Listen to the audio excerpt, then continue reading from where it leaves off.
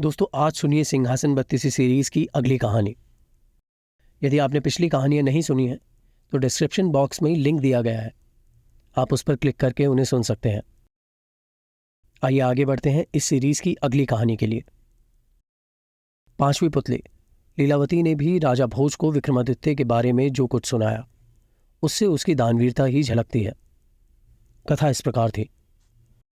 हमेशा की तरह एक दिन विक्रमादित्य अपने दरबार में राजकाज निपटा रहे थे। तभी एक ब्राह्मण दरबार में आकर उनसे मिला। उसने उन्हें बताया कि उनके राज्य की जनता खुशहाल हो जाएगी और उनकी भी कीर्ति चारों तरफ फैल जाएगी अगर वे तुला लग्न में अपने लिए कोई महल बनवाएं। विक्रम को उसकी बात जच गई और उन्होंने एक बड़े ही भव्य महल का निर्माण करवाया।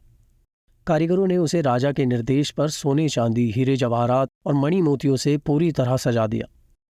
महल जब बनकर तैयार हुआ तो उसकी भव्यता देखते ही बनती थी।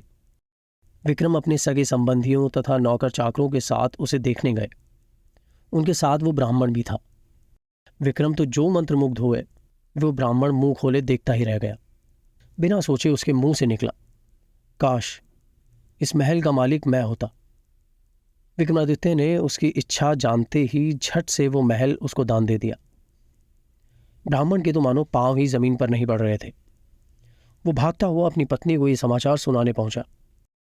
इधर ब्राह्मणी उसे खाली हाथ आते देख कुछ बोलती उससे पहले ही उसने उसे हीरे जवाहरात और मणि मुक्ताओं से जड़े हुए महल को दान में प्राप्त करने की बात बता दी। ब्राह्मण की पत्नी की तो खुशी की कोई सीमा नहीं रही। उसे एक बार तो ये लगा जैसे उसका पति पागल हो गया है और अनाप शनाप बक रहा है, मगर उसके बार बार कहने पर वो उसके साथ महल देखने के लिए चलने को तैयार हो गई। महल की शोभा देखकर उसकी आंखें खुली रह गई। महल का कोना कोना देखते देखते कब शाम हो गई उन्हें पता ही नहीं चला। थके मांदे वे एक शयन कक्ष में जाकर निढाल हो गए। अर्धरात्रि में उनकी आंखें किसी आवाज से खुल गईं। सारे महल में खुशबू फैली हुई थी और सारा महल प्रकाशमान था। उन्होंने ध्यान से सुना तो लक्ष्मी बोल रही थी।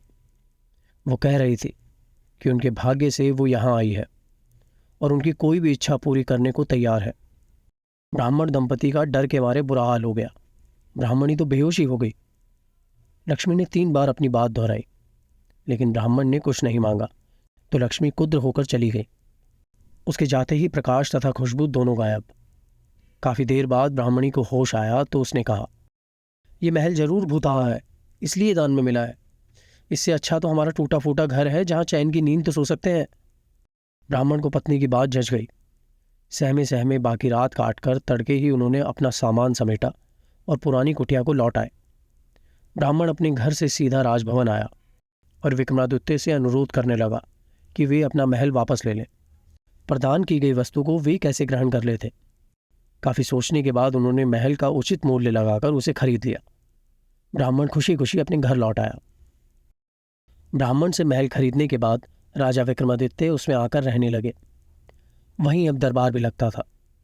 एक दिन वे सोए हुए थे तो लक्ष्मी फिर आई।